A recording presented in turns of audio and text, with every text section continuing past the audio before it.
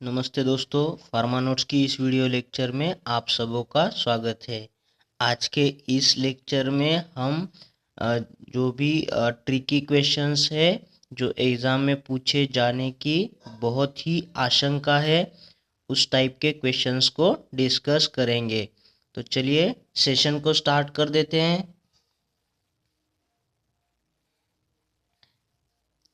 यहाँ पे देखिए सवाल है, amino acid that directly participate in the synthesis of haem.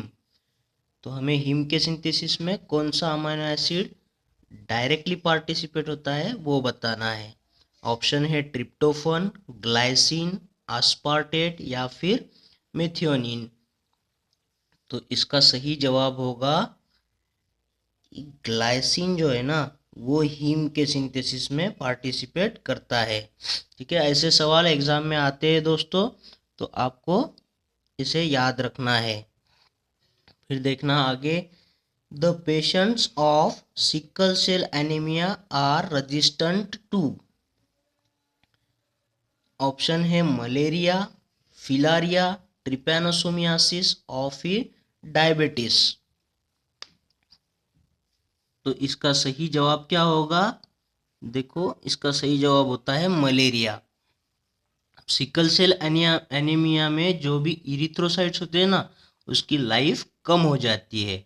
और ये मलेरिया के जो भी पैरासाइट है, वो कहाँ पे उनकी साइकिल चलती है? इरिथ्रोसाइट के अंदर।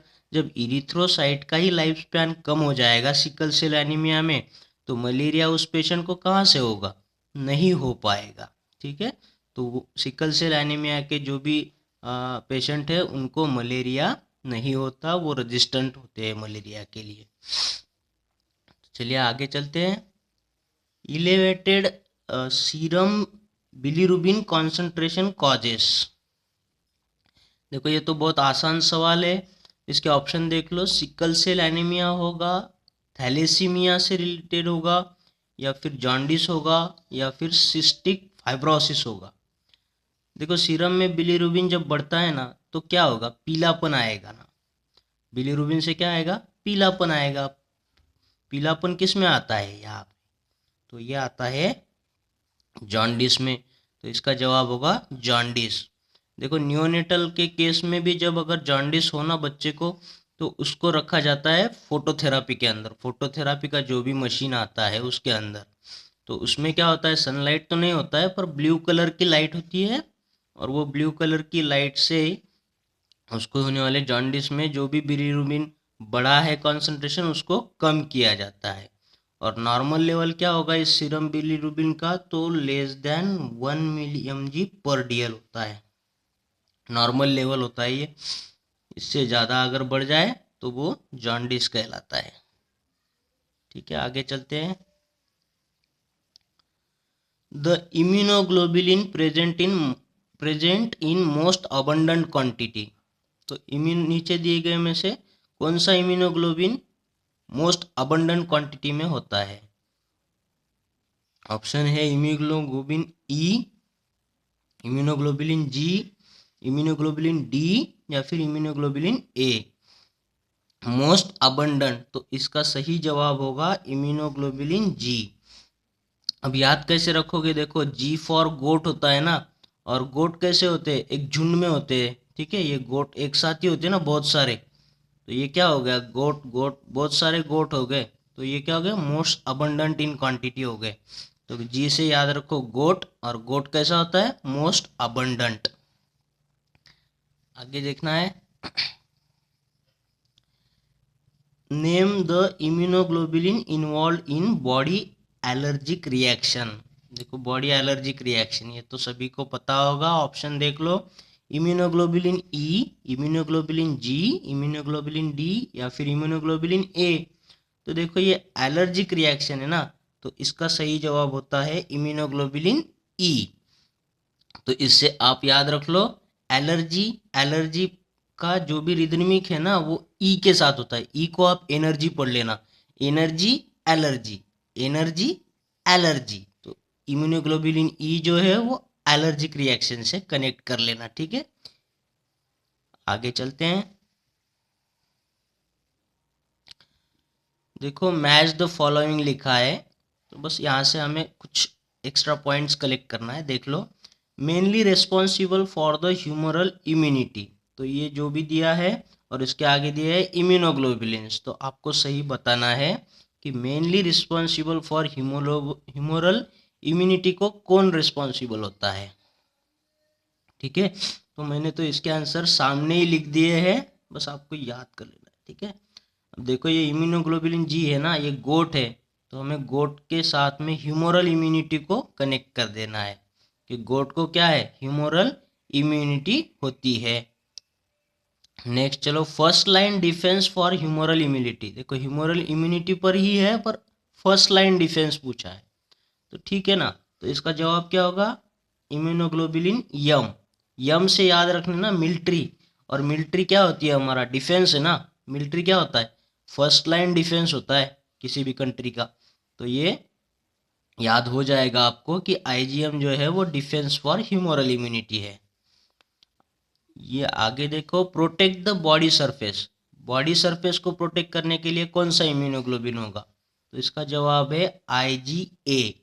ए फॉर एप्पल, और एप्पल का सरफेस कैसा होता है, रेड ग्रीन इस टाइप का होता है ना, तो प्रोटेक्ट द बॉडी सरफेस के लिए क्या होगा, ए फॉर एप्पल और एप्पल का सरफेस। आगे देखो, multiple myeloma causes abnormal over production of, देखो मल्टीपल माइलोमा में causes over production of abnormal immunoglobulin क्या होते हैं, ये होता है इम्यूनोग्लोबुलिन जी।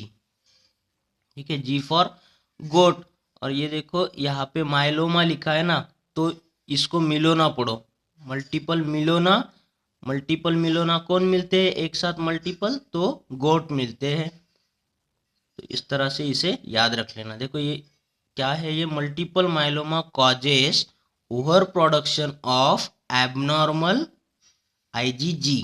ठीक है, एबनॉर्मल आईजीजी का यहाँ पे ओवर प्रोडक्शन होता है।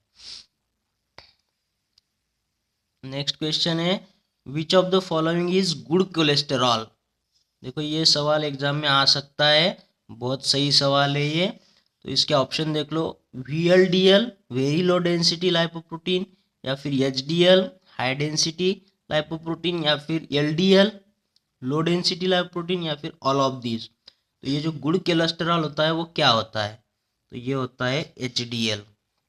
ठीक है, ना तो इसमें ट्राइग्लिसराइड्स आएगा, ना तो वो चाइलो प्रोटीन्स आएगा इसमें। ठीक है, चाइलो प्रोटीन्स भी नहीं आएगा। फिर यहाँ पे VLDL ये बैड कोलेस्टेरॉल होता है, LDL भी बैड कोलेस्टेरॉल होता है, सबसे गुड कोलेस्टेरॉल जो होता है वो HDL होता है। ठीक है, नेक्स्ट क्वेश्चन की तरफ बढ़ते हैं।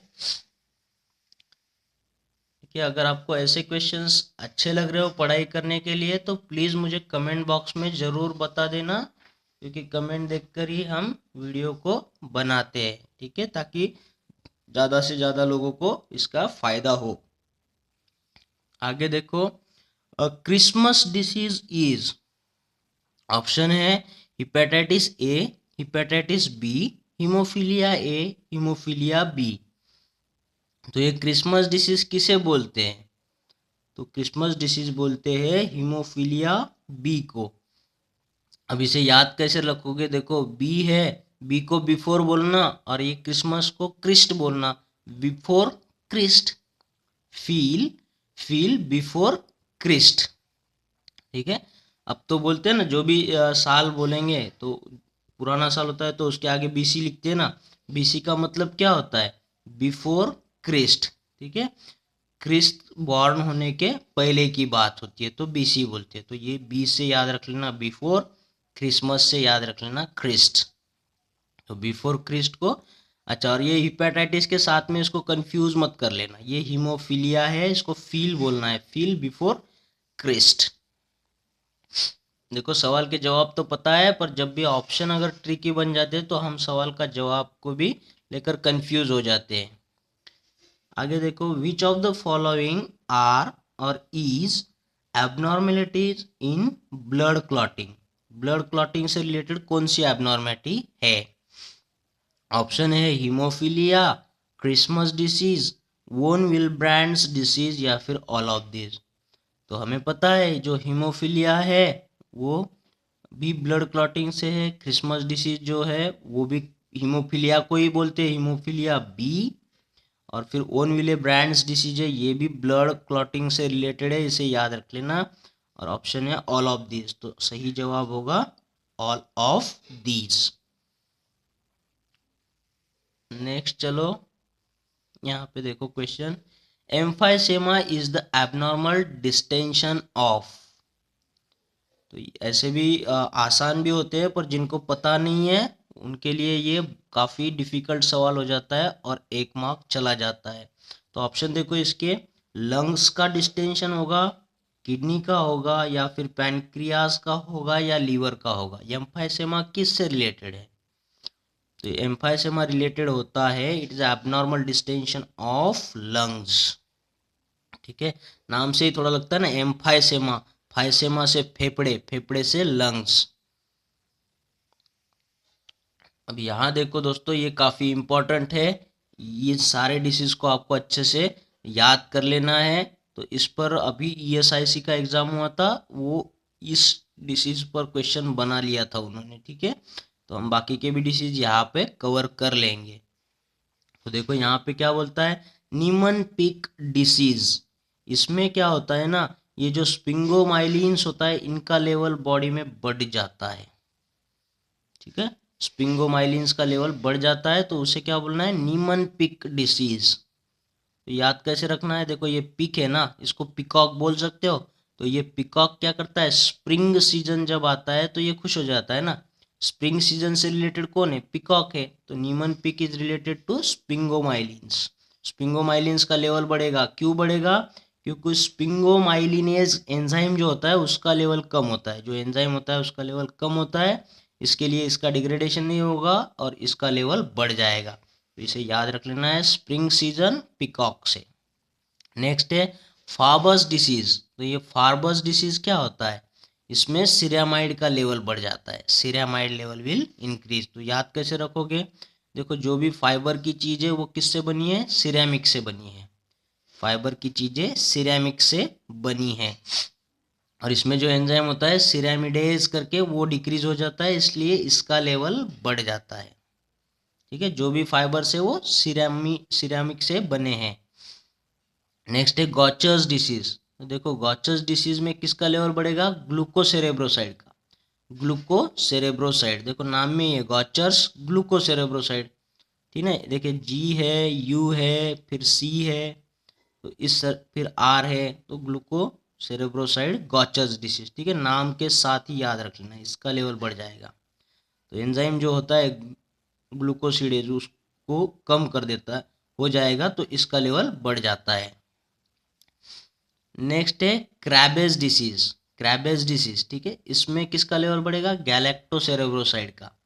ये गैलेक्टोसेरेब्रोसाइड का लेवल बढ़ता है क्योंकि इसमें होता है बीटा गैलेक्टोसिडेज एंजाइम, इसका लेवल कम हो जाता है, इसलिए ये बढ़ जाता है। याद कैसे रखोगे, देखो क्रैबेज है ना, इसको कैबरे बोल दो। कैबरे में क्या है, हर जगह कैबरे में डांस तो मतलब गली में लगता है, ऐसा कर लो, कैबरे गली में लगता है, गली लगता यानी कि गैलेक्टो, गली में लगता है कैबरे डांस। तो कैबरे डांस से कैबरे डिसीज को याद रख लेना, और गली में लगता है से गैलेक्टोसेरेब्रोसाइड। ठीक है, ग्लूकोज के साथ में इसको कंफ्यूज मत कर लेना, ये गली में लगता है क्या, कैबरे डांस। इसमें हमारे बेटे जो है ना वो हिस्सा लेते हैं, बेटे यानी बीटा गैलेक्टोसिडेज का एंजाइम जो है वो कम हो जाएगा।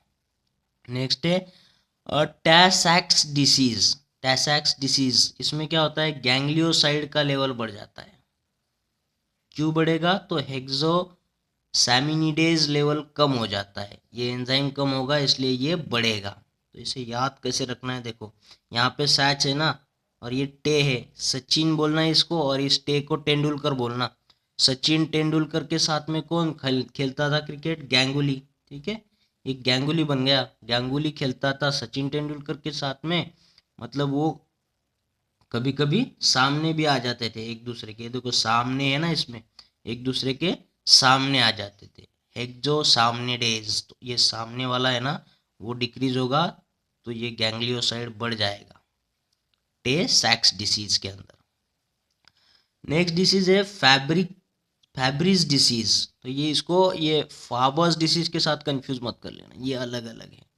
फाबर्स डिसीज जो भी फाइबर है वो सिरेमिक से बने हैं, और फैब्रिक, तो ये फैब्रिक को आप फैब्रिक से बोल रहे हो, याद रख लेना। ये फैब्रिक्स में क्या होगा, सिरामाइड ट्राइहेक्सोसाइड बढ़ जाता है, ठीक है। तो ये फैब्रिक के लिए तो सिरामाइड ट्राइहेक्सोसाइड का लेवल बढ़ जाएगा। तो आपने बोलना है सिरेमिक कंपनी के जो भी साइड में फैब्रिक्स की कंपनी है, सिरेमिक के साइड में फैब्रिक्स की कंपनी है, और इसमें कौन से एंजाइम का लेवल कम होगा, देखो इसमें अल्फा गैलेक्टोसाइडेज कम होता है।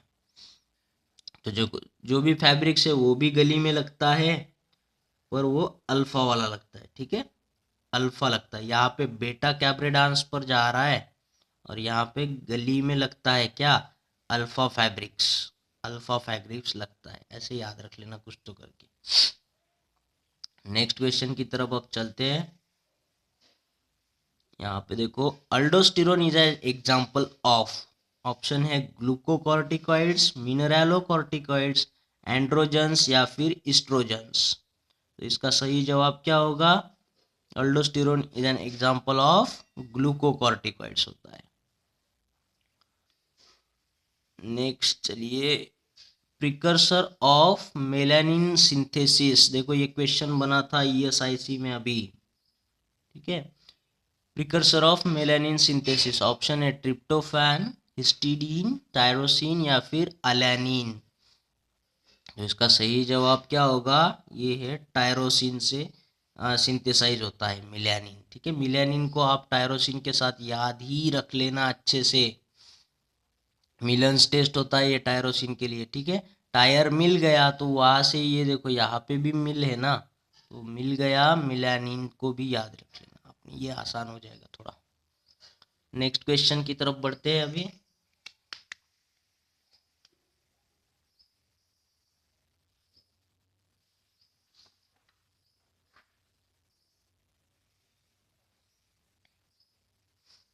देखिए क्वेश्चन है, inborn error with generalised lack of melanin synthesis. Melanin synthesis अगर कम हो जाए तो कौन सा डिसीज होगा। ऑप्शन है जॉन्डिस, अल्बिनिज्म, पार्किंसन डिसीज या फिर विल्सन डिसीज। तो इसमें है ना, जो भी मिलानिन अगर कम हो जाए तो अल्बिनिज्म होता है। नेक्स्ट क्वेश्चन देख लो अभी, shaking palsy describe for, shaking palsy किसे बोलते हैं। ऑप्शन दिए हैं पार्किंसंस डिसीज, लेप्रोसी, काला आजार या फिर पैरालिसिस। तो शेकिंग पाल्सी जो होता है ना, वो पार्किंसंस को बोलते हैं, पार्किंसंस डिसीज, ठीक है। नेक्स्ट क्वेश्चन देखते हैं अभी, अल्कैप्टोन यूरिया इज, अल्कैप्टोन यूरिया क्या है, क्या होता है इसमें। देखो डार्क येलो यूरिन डिसीज है, ब्लैक यूरिन डिसीज होता है, या फिर रेड यूरिन डिसीज होता है, या फिर ऑरेंज यूरिन डिसीज होता है। ये अल्कैप्टोन यूरिया क्या होता है। तो ये अल्कैप्टोन में क्या होता है, यूरिया जो है ना वो ब्लैक या ब्राउन कलर का हो जाता है, कोक कोक टाइप होता है, ब्लैक और ब्राउन।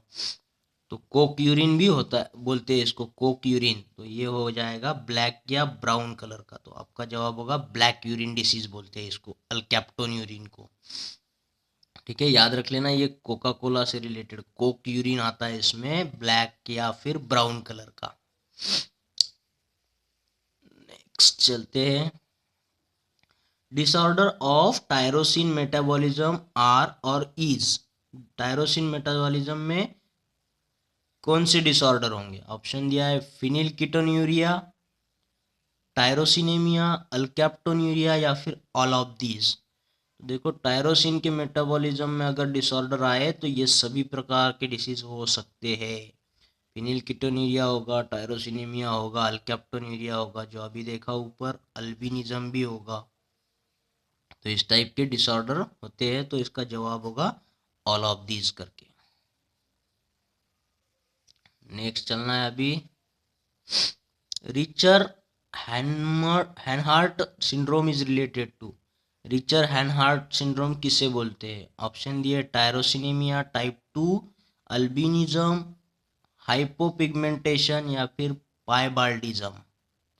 तो इसका सही जवाब होगा option number A, tyrosinaemia type 2 को बोलते हैं रिचर हैनहार्ट सिंड्रोम। ठीक है, तो इन सभी क्वेश्चंस को आपने एक बार अच्छे से देख लेना है, क्योंकि इस पर क्वेश्चन बन सकते हैं, एग्जाम में आ सकते हैं। और इस शीट में से 2 से 3 क्वेश्चन ईएसआईसी में भी पूछे गए थे। तो आपको इस वीडियो को अच्छे से देख लेना है, नोट्स बना लेनी है और एक बार रिवाइज ज़रूर करना है। और आपने कमेंट बॉक्स में कमेंट ज़रूर लिखना है, ताकि अगर आपको इस टाइप के वीडियो पसंद आ रहे हो तो हम आपके लिए ऐसे वीडियोस को लेकर के आएंगे। ठीक है, तब तक के लिए थैंक यू।